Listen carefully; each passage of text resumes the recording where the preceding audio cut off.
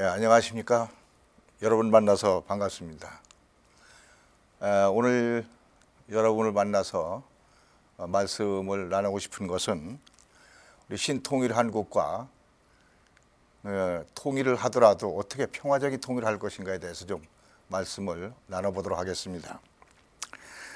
제일 먼저 도대체 왜 통일이 안 되고 있는가라고 하는 것은 그 원인을 좀 한번 분석해 볼 필요가 있다고 생각합니다. 제일 먼저 우리가 원한 분단이었다면 우리가 원하기만 하면 통일도 쉽게 될 것입니다. 그런데 통일이 잘 안 되고 있는 것은 우리가 원치 않은 분단을 했기 때문에 또 통일하고 싶어도 그게 마음대로 되지 않은 것이죠. 물론 분단은 그 원인을 따지면 여러 가지가 있겠습니다. 근데 우선 몇 가지로 정리를 해보면 제일 먼저 우리 민족의 자책론입니다.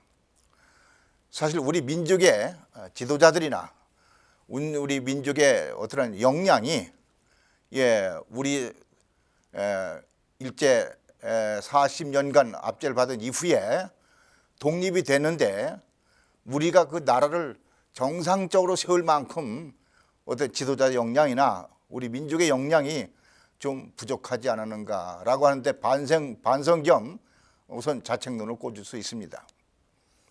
두 번째는 일본의 원죄론입니다. 어찌됐든 간에 우리는 고려시대 또 조선시대 거의 1000년을 우리는 같은 지역에서 같은 민족을 이루고 같은 나라로 남북한이 함께 살았던 시절이 1000년이나 있었습니다. 그런데 일본이 우리나라를 침략하고 또 우리나라를 어떻게 보면 아주 말살하다시피 그런 아주 어려운 그런 그 나라를 만들어 놨기 때문에 해방이 되더라도 우리나라 자체로 나라를 꾸려 말 만큼 힘도 없었는데 이것을 틈을 타서 어떤 전략적으로 또 요충지이기 때문에 그 나라를 분단시키고 말았다고 하는 것입니다. 아마 일본에 압제가 없었더라면 우리는 이런 큰 비극은 당하지 않을 수도 있었던 것입니다. 그다음에 세 번째는 소련의 야욕입니다. 이 소련이라고 하는 것은 그 나라는 언제든지 너무 추운 나라고 동토 나라이기 때문에 세계적으로 진출하기 위해서는 항구가 필요합니다.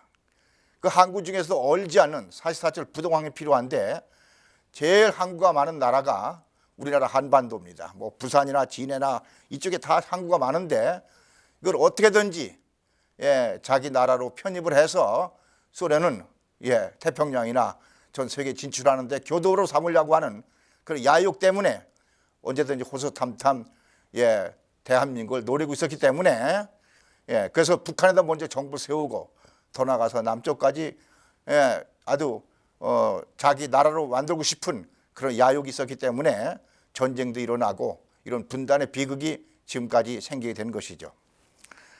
네 번째는 우리나라가 너무 좋은 나라라서 전략의 요충지이기 때문에 사실 미국도 오래전부터 사실 이 태평양을 교두보로 삼기 위해서 관심을 가졌었는데 또 한동안 잘 몰라서 또 관심을 또 받게 놨을 때 이러면서 우리나라의 순환도 겪게 됐던 것입니다. 그 다음엔 북한의 사회주의가 들어옴으로 말미암아서 어떻게 보면 분단이 아주 영구화되고 고착화되는 이런 어려움을 겪게 된 것입니다. 이런 것으로 보게 될 때 우리는 이 분단의 원인이 이런 복잡하고 국내외적으로 얽혀 있기 때문에 통일 문제도 이런 문제를 하나하나 풀어나가면서 우리가 논의하지 않으면 안 되겠다 하는 생각이 드는 것입니다. 그럼 여러분에게 이런 말씀 순서대로 한번 설명을 드려보도록 하겠습니다. 그럼 우리 통일을 어디서부터 시작해야 될 거냐 하는 것입니다. 통일은 두 가지 방법밖에 없습니다. 흡수 통일을 해서 남한이 북한을 흡수해서 통일하든지 또 아니면 무력 같은 것을 또 충돌을 당해 가지고 또 그다음에 대한민국이 북한을 흡수되든지 라는 흡수 통일론의 방법이 있습니다. 아마 흡수 통일을 하기 위해서는 뭐 엄청난 어떻게 보면 대가를 치러야 될 것입니다. 뭐 예를 들어 보면은 여러분들 아시는 뭐 6.25 전쟁 당시만 하더라도 서로 흡수 통일을 위해서 전쟁을 벌이게 된 것이죠. 북에서 남침해 온 것은 남한을 무력으로 뺏어버리겠다는 것입니다. 이렇게 해서 통일을 해보겠다는 것이죠. 또 그것이 성공은 거두지 못했지만 우리 대한민국도 마찬가지입니다. 이승만 대통령이 그 당시 대통령이었습니다마는 이승만 대통령께서 오로지 북진 통일이었습니다. 그래서 미국과 유엔군이 왔을 때 아예 뭐 삼판선을 넘어서서 백두산까지 태극기를 꽂고 그 기회에 완전히 북진 완전 통일을 원해서 뭐 무력을 써서라도 통일을 하고 싶었던 것이죠. 이렇게 무력을 통해서라도 하여튼 상대방 것을 뺏는 것을 우리는 흡수 통일이라고 하는 것입니다. 그런데 앞으로 사실 이런 전쟁을 통한 흡수 통일은 너무나 큰 비극이고 또 대가를 치르고 고통을 치르기 때문에 이런 통일은 해서도 안 되고 또 이렇게 무력을 사용해서는 안 될 것입니다. 또 더군다나 북한의 핵을 이미 무장하고 있기 때문에 만약에 무력 통일을 시도했다가 만약에 정말로 영원히 나라 자체가 아주 소멸될 수 있는 뭐 원자 핵무기가 터진다도 하게 되면 이것은 뭐 거의 불가능하기 때문에 그런 통일을 해서 뭐 하겠습니까? 그렇기 때문에 그런 무모한 통일은 또 무력을 써서 통일은 아마 어려워질 것입니다. 이제 그렇다면 서로 남북한 당사각 간에 서로 대화를 통해서 뭐 연방제 통일 방법이라는 것도 있습니다. 나라의 중앙정부는 중앙정부대로 일을 하고 그다음에 지방정부처럼 서로 각 지역별로 뭐 정치, 경제, 행정 뭐 이런 것을 다루면서 뭐 체제를 하나가 안 되더라도 뭐 이 체제, 뭐 일민족 뭐 이런 것을 주장하면서 서로 이런 안보에 대한 불안, 서로 민족 간의 불편함 이런 것을 해소해가는 방법으로 함께 사는 이런 것을 뭐 연방제 통일 방안이다 이렇게 주장할 수는 있습니다. 사실 그것이 실제 이루어지는가 안 이루어지는 것은 서로 양 당사국 간에 노력을 해야 될 일이겠습니다만은 사실 그런 면에서 우리는 참 어려운 통일을 지금 준비해야 되는 것입니다. 흡수 통일 가지고 안 된다면 뭐 연방제 통일을 가지고 서로 논할 수밖에 없는데 또 어느 때가 되게 되면 또 우리가 분단이 갑작시 된 것처럼 통일도 또 외세에 의해서나 또 남북한의 사정 때문에 갑자기 올 수도 있습니다. 그랬을 때 통일이 되고 나서는 또 어떻게 나라를 이끌어 갈 것이냐, 또 다시 분단되거나 또 통일되고 나서도 뭐 많은 문제점이 발생되지 않도록 어떻게 통일을 잘 이끌어 갈 것이냐 이런 문제도 다 함께 논의해야 될 문제라고 생각하는 것입니다. 근데 가장 문제가 하나 있습니다. 이제는 뭐 이런 것은 뭐 시간을 두고 뭐 평화롭게 무슨 연방제 통일론을 가지고 서로 남북 대화도 지금까지 해온 것처럼 더 깊은 대화를 할 수도 있습니다. 문제는 우리끼리만 한다면 좋겠습니다만은 뭐 미중 간의 뭐 상황이 어떻게 바뀔지 또 국제 정세가 어떻게 바뀔지라는 데 따라서 또 한가롭게 뭐 연방제 통일만 가지고 논하기도 또 어려운 때가 올 수도 있다는 것입니다. 자, 이런 면에서 우리는 뭐 이런 것 저런 걸 보게 될 때 우리는 가급적이면 기부적으로 통일 문제는 어쨌든 무력은 안 되겠다라고 하는 것을 전제로 해야 되겠고 그다음에 두 번째는 같은 민족을 강조해 가면서 서로 이해하고 또 서로 좀 다시 말해서 그런 원한의 감정을 풀어가면서 어떻게 보면 한 형제라는 것을 강조하면서 좀 가까워질 수 있는가 이 길을 모색해 봐야 할 것입니다. 사실 북한 문제는 대단히 데리케이트합니다. 북한을 적으로 보자 라는 면에서 안보 우선주의를 주장하는 또 세력이 있는가 하면 적으로 보면 언제 우리는 통일을 하겠느냐 그런 면에서 우리는 어떻게 보면 적대적인 적으로 보는 것보다는 어차피 함께 살아야 할 동반자로서 다시 볼 수 없느냐 이런 주장으로 서로 이제 엇갈리고 있습니다만은 저는 엇갈리는 것이 다른 주장이 아니라 다 함께 봐야 된다는 것이죠. 예, 우선 통일이 되기 전까지는 언제든지 또 무력을 가지고 또 사용할 수 있기 때문에 우리는 안보 우선주의로 우리가 상대를 조심해서 눈여겨봐야 되는 것이고, 그렇다고 영원한 적대적인 관계에서 원수처럼 다뤄가지고는 통일의 문제는 점점 어려워지기 때문에 어떻게 보면 동반자적 생각에서도 북한하고 또 무슨 가깝게 지내는 길이 없는가, 이런 길을 모색해 볼 필요도 있는 것입니다. 그런데 이제 가장 어려운 문제가, 이런 문제를 다루는 데서 가장 문제는 북한의 상황이 달라졌다고 하는 것입니다. 우리가 지금까지 남한의 통일 방법은 어떻게든지 원칙적으로 평화 통일을 원하게 되어 있습니다. 그렇기 때문에 제일 먼저는 대화를 통해서 서로 사정을 알아보자는 것으로 하고, 그 다음에 서로 이해가 된 다음에는 남북한 총선을 거칠 수도 있고, 또 남북한 민족 무슨 협의회 같은 것을 만들어 가지고 구체적인 통일을 해나갈 수도 있다고 하는 것입니다. 여러분 잘 아시피 흡수 통일 중에는 동서독 통일 같은 아주 좋은 예가 있지 않습니까? 여기는 전쟁을 하지 않고 무력을 사용하지 않더라도 서독이 너무 잘 살고, 또 동독은 같은 민족인데 참 서독처럼 살고 싶다 하는 그런 어떠한 같이 합치고 싶은 열망이기 때문에 무력을 사용하지 않더라도 지금 잘 합쳐서 잘 살고 있지 않습니까?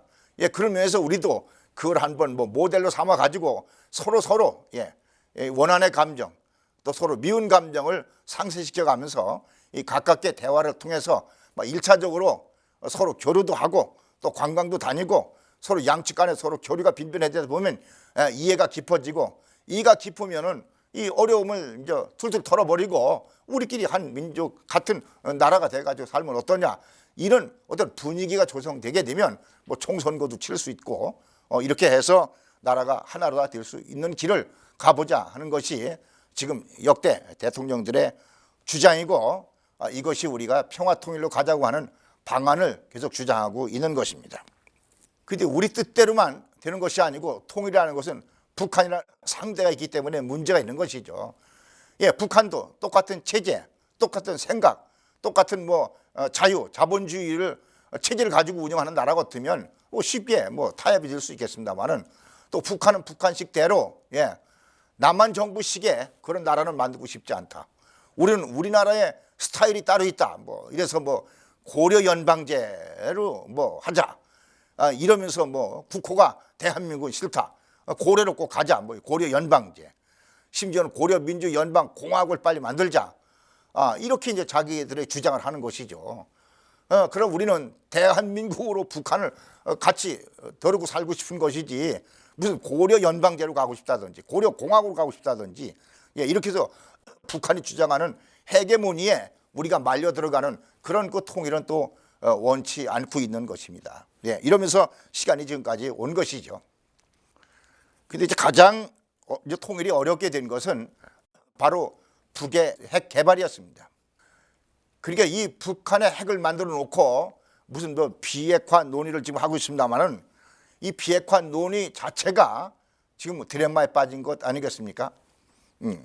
북한은 핵을 왜 만들었냐고 하는 것입니다. 북한은 핵을 만들게 된 것은 사실 어떻게 보면 편안한 상황 속에서 만들 게 아니고, 어떻게 보면 북한 사회를 이끌어가거나 체제를 유지하는데 어떻게 보면 조급성이 있습니다. 야, 이래다 이거 걱정되고 큰일 나는 것 아니냐, 이런 어려움을 겪게 되는 것이죠. 우선 자기들이 철석같이 믿었던 소련, 중국이 자기 나라한테 많은 어떻게 보면 도움을 많이 줬던 나라들 아니겠습니까? 그런데 이 소련이 이제 공산당을 해체하고, 소비에트 공화국을 해체하고 러시아 공화국 하나만 가지고 남게 된 것인데, 아예 공산주의를 안 하겠다 이렇게 선포한 나라 아니겠습니까? 이러면서 개혁 개방도 하고, 더군다나 또 남북한 대하다가 남한도 잘 사는 걸 보고 남한도 우리가 대해서 같이 형제로 살 수 있다, 이렇게 또 교류도 되고, 또 남한과 국교도 갖게 되고, 이렇게 되고, 또 소련뿐만 아니고 또 자기들이 절대 믿었던 중국까지 또 남한과 이렇게 교류를 갖게 되니까 그럼 우리는 뭐냐 이거 이거 걱정된다. 예. 우리가 이거 잘못하면 따돌림 받는 것 아니냐. 이러니까 따돌림 받는다고 하게 되면 그러면 남한처럼 뭐 잘 살든지 뭐가 좀 매력을 느끼는 나라가 되어야 되겠는데 경제적으로 어렵고 여러 가지 어렵다 보니까 야 제일 빠르게 이것을 해결하는 길은 뭐 핵이라도 가져야 되지 않겠는가.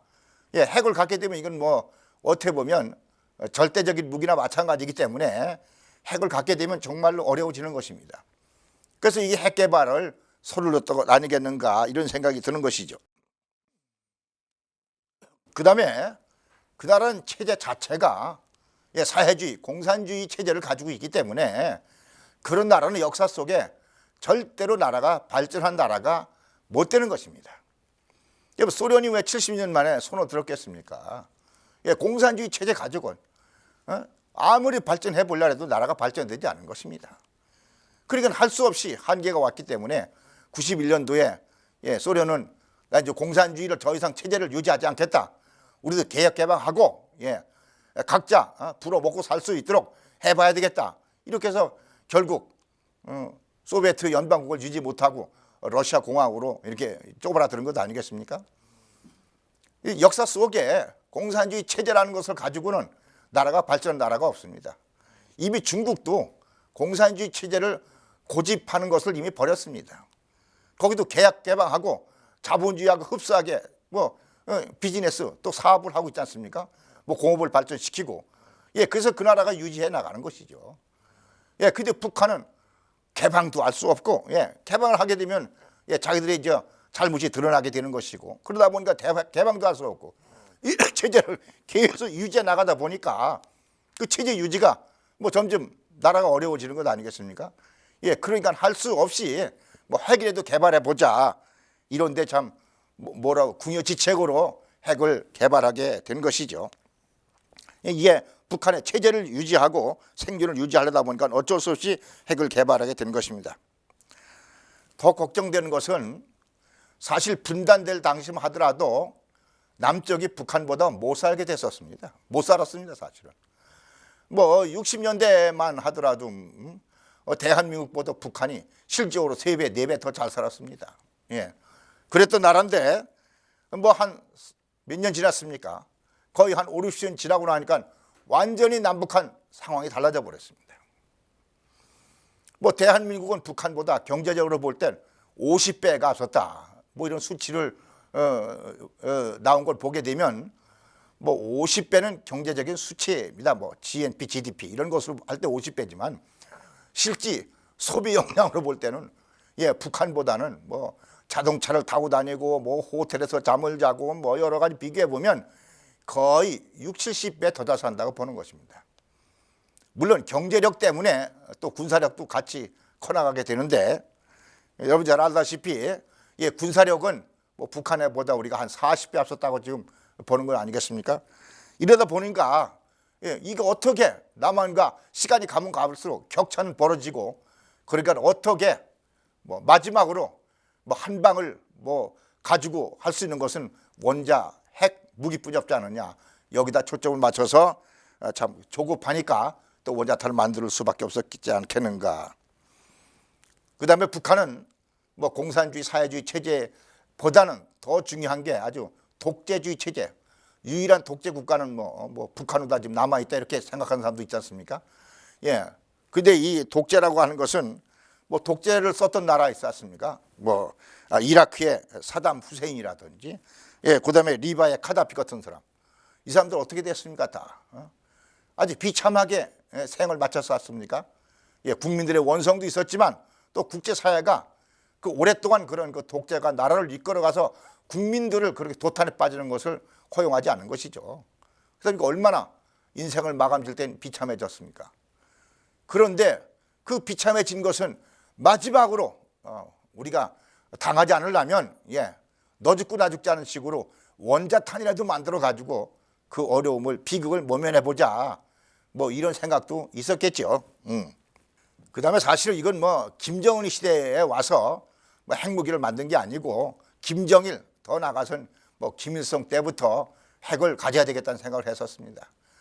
사실 6.25 전쟁을 치를 때만 하더라도 북한에 패한 것은 결국 미군 또 유엔군이 연합해서 한국에 진주했기 때문에 어떻게 보면 뭐 다 통일을 이룬 거나 마찬가지인데, 낙동강 전선까지 내려왔다가 다 통일을 이룬 거나 마찬가지인데 뭐 며칠만 더 있었으면 만세를 부를 뻔했습니다. 그런데 유엔군 연합군 이것도 다 미군이 주도해서 들어오다 보니까 그 사람들이 와서 주도했던 것은 결국 뭐겠습니까? 미국이 일본을 항복시킨 것은 원자탄 두 발이었습니다. 히로시마, 나가사키에서 떨어뜨린 원자탄의 위력이 얼마나 큰지 끝내 일본은 미국에 항복하지 않다가 원자탄 두 방을 맞고 끝내는 무조건 항복했지 않습니까?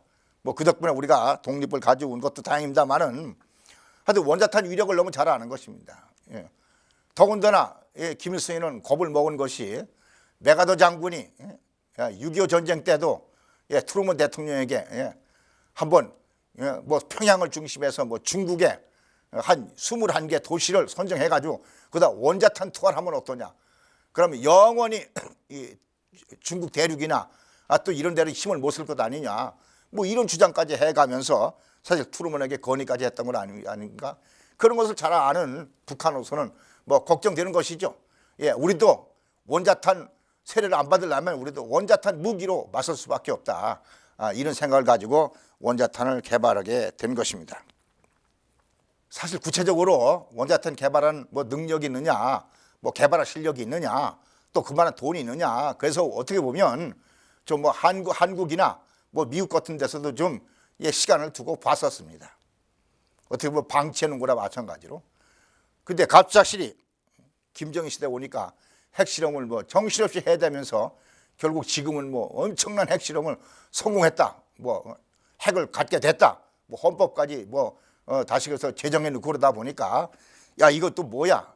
그래서 미국도 걱정하게 되고 뭐 한반도도 갑작스레 이제 걱정하게 된 것이죠. 이건 뭐 현실로 이제 나타난 아주 가장 큰 중요한 참 어떻게 보면 뭐랄까요 아주 그 두려움, 걱정거리가 이제 생기게 된 것이죠.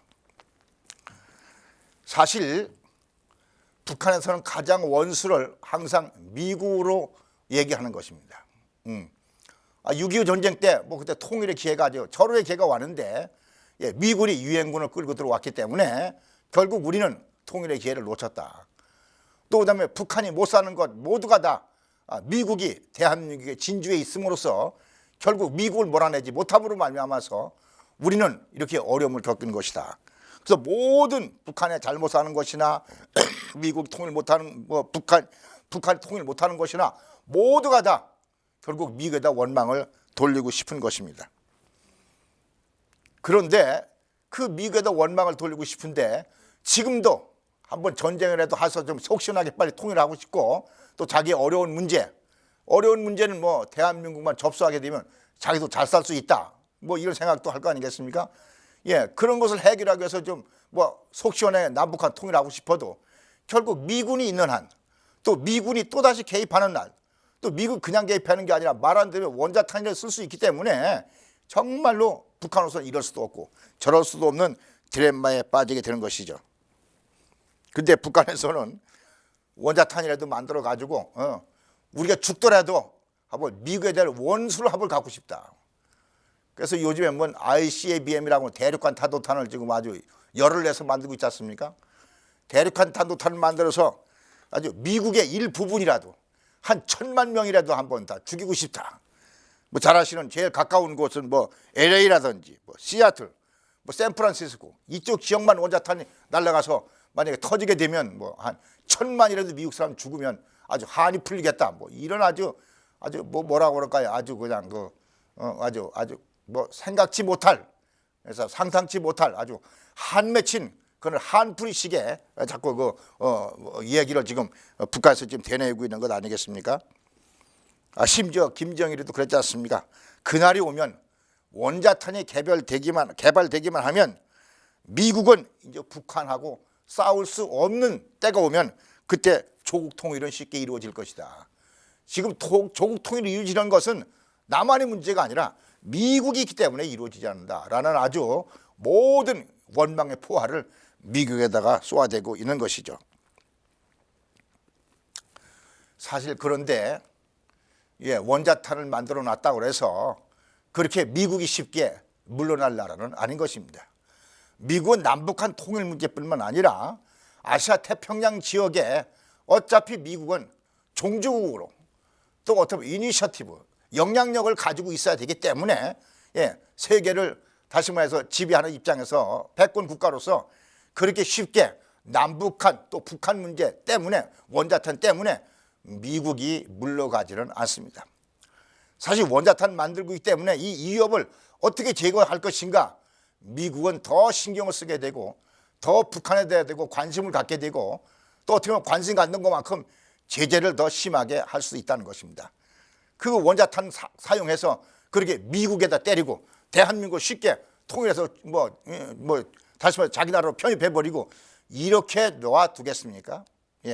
그런 면에서 어떻게 보면 북한의 핵이라고 하는 것은 북한 체제를 보장해 주거나 이것 가지고 어떻게 보면 통일의 기회를 만들어 보겠다 하는 것은 어떻게 보면 환상에 불과하고 생각이 모자란 것이죠. 사실 그것 때문에 어떻게 보면 북한은 더 어려움을 겪게 되고 그것 때문에 어떻게 보면 북한 존재가 더 어려워진다는 그런 것으로 겪게 될 수도 있다는 것입니다. 그런 면에서 우리는 남북 간의 대화를 통해서라도 그런 생각을 좀 버릴 수 있도록 우리가 좀 생각의 전환을 좀 우리가 유도한 그런 거 대화도 필요하다고 생각하는 것입니다. 사실 이 비핵화의 길은 우리 남한도 참 걱정은 되죠. 그렇다고 북한의 핵 문제 때문에 우리도 핵을 또 만들자. 참 이렇게 하려니 쉬운 여론이 그렇게 쉽게 조성되는 것도 아니고 자 우리도 전전긍긍합니다. 사실은 뭐 대한민국 편하겠습니까?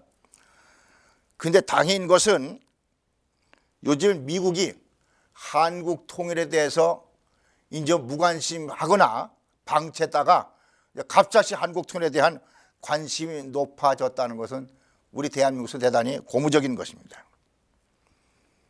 그런 면에서 잘 알다시피 트럼프 대통령이 들어서고 나서 그전에 대통령들은 그냥 방치해 두고만 보고 있다가 이제는 때가 이래서는 안 되겠다. 그래서 트럼프 대통령은 뭐 김정일을 보고 오라. 그래서 2번씩이나 만났지 않습니까? 만나자고 핵을 포기하라. 포기하게 되면 내가 너들 잘 살겠다 도와주겠다. 대한민국이 왜 잘 살게 되느냐? 우리가 다 도와줘서 그래서 잘 살게 된 거니까 우리들 너희들 핵만 포기하게 되면 우리가 잘 살게 보장해 주겠다. 뭐 너희들 정치 체제도 보장해 주겠다. 이렇게 달래가면서 2번씩이나 만났는데 생각은 서로 다른 생각 가지고 만나니까 성사는 가져오지 못했습니다. 북한의 비핵화라고 하는 것은 비핵화가 아니고 핵을 유지하면서 자시면서 뭘 좀 얻어내려고 했던 것이죠. 체제도 보장받고 싶고 또 그다음에 제재도 풀어가면서 좀 경제 지원도 받고 싶고 또 미국이 도와주니까 다른 나라들도 좀 우리를 도와줘라. 우리가 골치 아픈 나라로 두지 말고 좀 우리도 살려줘라. 뭐 이런 식으로 어떻게 보면 핵을 가지고 국제사회를 이용하려고 했던 것도 있었습니다. 근데 그것을 미국이 너무 잘 알고 있기 때문에 그걸 용서를 할 수 없다는 것이죠. 그렇게 해서는 안 되는 것이다. 빨리 핵을 내려놔라. 핵을 포기하라. 그다음에 핵 가지고 있는 것은 전부 다 우리 미국으로 옮겨라.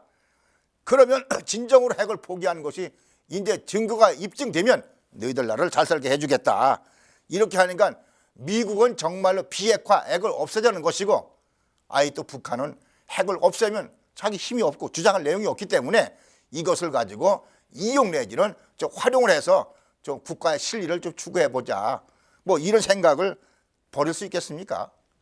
그런 면에서 서로 대화가 쉽게 핵을 없애자는데 뭐 결론에 도달할 수는 없게 되는 것입니다. 그 다음에 이 대화 과정을 좀 안타깝게 보는 것은 뭐 6자 회담도 많이 하고 대화도 많이 했는데 그 대화할 때는 서로 신뢰가 쌓여야 되는 것입니다. 뭐 북한이 도와달라 할 때는 그래 도와주겠다. 그래서 도와주는 것처럼 합의를 했다가 또 막상 시간이 가게 되면 또 트집 잡아가지고 도와주는 걸 중단해야 되니까 그러니까 참 어려움을 겪게 됐었습니다. 뭐 한동안은 6자 회담이 도와줘야 되겠다. 그래 분담을 해가지고 뭐 북한의 원자탄을 만들지 않는다면 중유 공장도 만들어주고 뭐도 해서 다 에너지도 도와주고 또 여러 가지 도와주기로 다 약속을 했습니다. 그런데 중간에 도와주는 건 도와주는데 원자탄 핵을 개발하고 있지 계속 이걸 포기하지 않는구나. 또 이런 조건이 딱 걸리니까 또 이제 도와주는 것도 다 중단해 버리다. 이 6자 회담이 이제 무의로 돌아가 버리고 만 것이죠. 예, 그러니까 참 쉽게 될 건 아니겠습니다만은 도와준다 그랬으면 확실히 도와주고 또 아니면 도움을 받기로 했으면 진짜 원자탄을 쭉 중단하든지 이렇게 해서 서로 신뢰가 쌓여야 되는데 약속을 해놓고 뒤에서는 또 다른 짓 하고 이렇게 되면 서로 불신 가운데는 결국 회담이 진척이거나 아니면 진행될 수 없다는 한계가 있는 것입니다. 그러면 이런 상황 속에서 진짜 어떻게 보면 원자탄이 있는 한은 또 핵무기가 있는 한은 그 영원히 통일이 불가능하거나 안 되겠느냐 이런 또 자괴감이나 또 어떻게 보면 어려움 때문에 또 마음고생도 될 수 있습니다. 그런데 세상은 변하게 다 마련인 것입니다. 예. 지금 50년, 60년, 70년이 안 됐기 때문에 70년 지나도 안 됐기 때문에 앞으로 영원히 안 될 것이다. 그렇게 비관적으로 생각할 필요는 없다고 하는 것입니다. 세상은 달라가는 것입니다. 모든 세상은 고정불변하지 않습니다. 변하는 것입니다.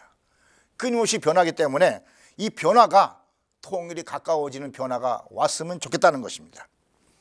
옛날에 6.25 전쟁 이후에는 오로지 서로 양측이 아주 감정이 고조돼 가지고 상대방이 아주 그냥 멸해버리고 싶은 멸공이니 반공이니 승공이니 그래가지고 늘 데모하면서 화형식도 하고 저주하는 그런 세상이 한동안 있지 않았습니까? 근데 그것만 가지고 통일의 길은 점점 멀어지기 때문에 이제 그런 시대는 또 지나갔지 않습니까? 요즘에도 그런 데가 있는지 모르겠습니다만은 멸공, 반공, 승공해서 화형식만 계속하고 이런 때는 또 지나갔습니다. 예, 그 다음부터는 이제는 우선 좀 대화의 길을 열어보자. 그래서 대화에 더 치중하고 또 대화하려니 서로 도와주는 방법이 없느냐. 계산공단도 열어보자. 금강산도 개발해보자. 이러면서 또 대화를 갖고 이제 좀 유도해 나가는 그런 세상이 됐습니다. 근데 그것은 사실 대화의 기회가 온 것도 같습니다. 예, 북한도 내심 걱정이 돼요. 예, 소련도 믿을 수 없고 중국도 철저까지 믿을 수 없고 또 중국이 그렇게 겉으로는 믿고 도와주고 도움받는 것 같지만은 중국의 속성이 그렇게 쉽게 자기 형제 나라처럼 도와주고 싶을 생각이 없는 나라입니다. 도와주면 대가를 요구합니다. 6.25 때 도와주고 나서는 아주 평양에다 또 아니면 북한에다가 완전히 중국 사람을 심어서 아주 영원히 지배하려고 하는 그런 속성도 드러냈지 않습니까? 예, 그렇기 때문에 중국이 그렇게 그냥 무조건 도와줄 것이다. 그런 것도 사실 북한에서 믿을 수 없습니다. 예, 그런 면에서 북한도 대화로 어떻게 돌파구를 찾아보자 나올 수밖에 없는 때가 됐습니다. 예, 그런 면에서 꼭 옛날처럼 적대시만 대할 것이 아니라 북한의 사정이나 또 국제적인 사정 여건이 이제 대화를 유도해서 다시 말해서 전쟁을 막고 하는 식으로 점점 좀 가까워져가는 그런 시대가 오고 있습니다. 그런데 우리는 분단이 국제적인 어떠라 보면 사정에 의해서 분단된 것처럼 통일도 국제적인 협조를 받아야 되는 것입니다. 여러분, 남북 통일을 가장 원하는 것은 남측 북측 우리 같은 동포들이죠. 예, 같은 형제들을 심정으로 통일돼서 살았으면 좋겠다. 통일이 되고 나면 우리나라가 얼마나 좋은 나라가 되겠습니까? 지금도 이미 벌써 세계 230개 나라 중에서 거의 무역 수출이라든지 또 경제 규모가 전부 다 10위권 이안에 다 들어있지 않습니까? 예. 옛날 230개 나라 중에서 거의 전쟁 이후에는 210번째, 230번째 거의 꼴등에 서 있지 않습니까? 가나같이 가난한 나라, 이런 나라 비슷했었는데 지금은 전혀 이제 나라가 달라져 가지고 이것이 일종의 변화지요. 우리나라가 세계에서 아주 굴지에 잘 사는 나라 선진국 속에 지금 포함되려고 하지 않습니까? 네, 그런 면에서 상황과 시대가 좀 달라져 가고 있기 때문에 통일의 기회가 올 수 있도록 우리가 만들 필요도 있다고 하는 것입니다. 가장 중요한 것은 우리가 어떻게 이렇게 분단될 때 국제사회 협조를 못 받았는데 이제는 어떻게 하면 국제사회 협조를 받을 것인가.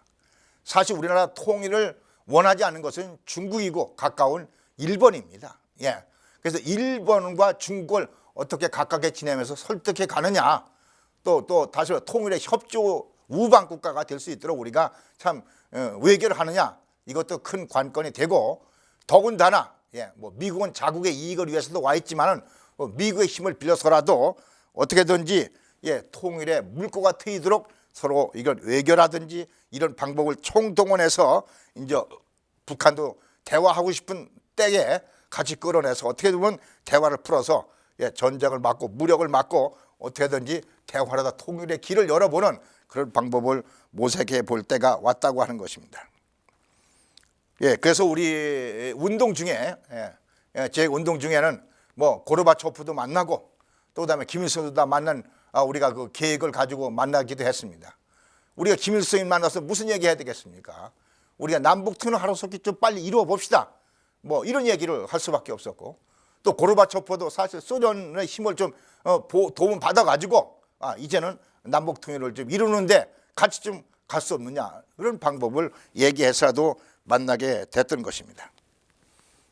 그런데 가장 중요한 것은 남북 통일을 이루는 데 있어서는 뭐 경제력도 발전시키고 군사력도 발전시키고 그다음에 뭐 대화도 해야 되고 모든 것이 중요하지만 제 생각에 대해서는 신뢰 회복입니다. 사실 대한민국을 우리가 믿고 따라가도 되겠는가? 동독의 서독을 그렇게 믿고 따라가고 싶을 정도의 분위기를 만드는 것도 우리 대한민국의 몫이라고 보는 것입니다. 정말로 북한 사람들을 그런 비전을 주고 우리하고 통일하더라도 너 손해볼 것 없다, 너도 우리가 잘 먹여 살릴 수 있다 라고 하는 것을 신뢰를 둔다는 것도 이 통일 정책 중에 가장 중요합니다.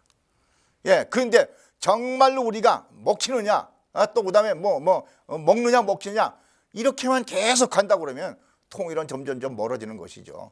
그런 면에서 우리 대한민국이 북한보다 50배를 더 잘 살고 또 여러 가지 앞서 있다면은 정말 어떻게 보면 형님의 입장에 되다든지 아니면 좀 느긋하게 저 어떻게 북한을 동반자의 입장에서 좀 도와주면서 어떻게 좀 대화를 더 유도해 내볼까 하는 것도 하나의 통일의 방편인 것이죠. 그런데 가장 중요한 것은 도와준다고 고마워하는 것이 아니라 신뢰가 문제가 돼. 신뢰. 정말로 대한민국을 믿을 수 있는 대한민국 남쪽 사람들이냐. 늘 이용해 먹고 늘 우리를 우습게 보고 늘 우리를 그냥 깔보고 또 더군다나 무슨 참 이런 면에서는 북에서 넘어온 동포들 우리가 잘 대해줄 필요 있다고 하는 것입니다. 정말로 북한의 실에서 탈출해 대한민국까지 왔는데 여기서도 일자리도 없고 여기서 천대받고 그럼 어디로 가겠습니까? 북한으로 가든지 또 어떻게 제3국으로 갈 수밖에 없었습니까? 그러면 가는 것까지는 좋은데 이 사람들이 얼마나 남측에다 내고 또 대한민국에 대해서 원망을 많이 하겠습니까? 원망의 소리가 높아지면 이게 다 북으로 갈 것입니다. 그럼 북에 가면 뭐예요? 결국 우리는 통일해봐야 남측하게 그렇게 소름이나 당하고 노예 취급이나 당하고 또 바보 취급이나 당하면 통일을 굳이 할 게 뭐 있냐?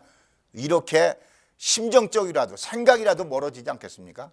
참 그런 면에서 우리는 북한에 대해서 신뢰를 가지고 정말로 좀 어떻게 보면 따뜻한 마음을 가지고 동반자적 마음을 가지고 좀 도와줘야 대화도 좀 쉽게 전진되지 않겠느냐 하는 생각도 통일의 방법 중에 하나인 것이죠.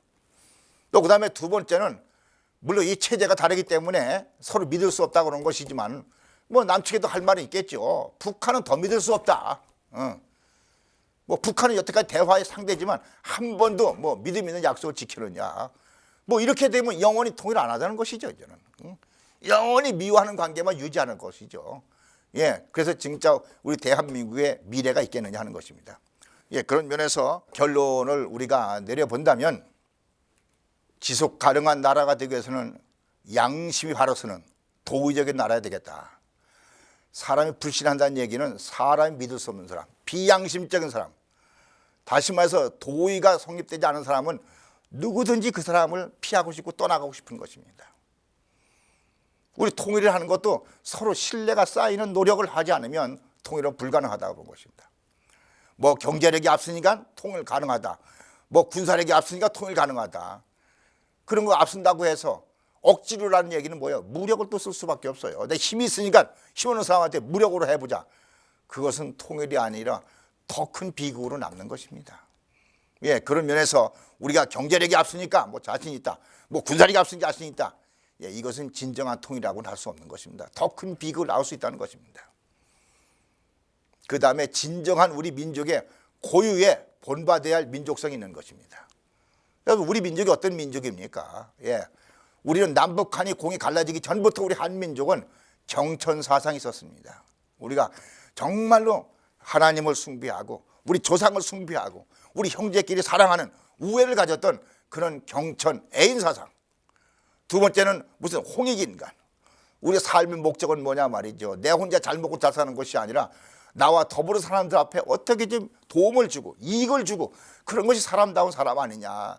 이런 것이 5천여 동안 우리는 교육해왔던 아주 정말 훌륭한 민족성을 가지고 있습니다.